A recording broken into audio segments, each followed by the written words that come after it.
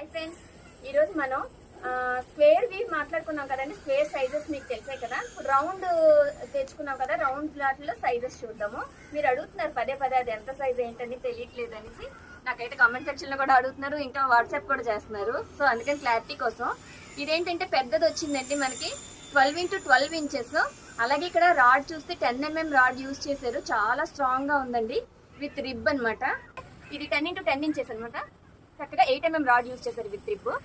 అలాగే ఇందులో చిన్న సైజ్ చూసుకుంటే మనం ఇది 9 x 8 ఇంచెస్ ఉందండి. ఇది చూడండి, ఇక్కడ పెడితే మీకు సైజ్ తేడా తెలుస్తుంది. 9 x 8 ఇంచెస్, అలాగే 8 mm రాడ్. ఇవన్నీ కూడా రెండేస్ అనమాట. ఇది ఒకటే, ఇది ఒకటే, అలాగే ఇది ఒకటే. దీని సైజ్ చూద్దాము. మర్చిపోక నేను రాస్తున్నాను. 12 x 6 ఇంచెస్ అండి ఇది. అలాగే 8 mm రాడ్ యూజ్ చేశారు విత్ రిబ్.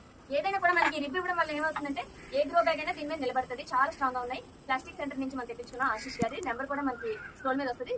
తప్పకుండా మీరు కూడా కాంటాక్ట్ అవ్వండి. ఓకే.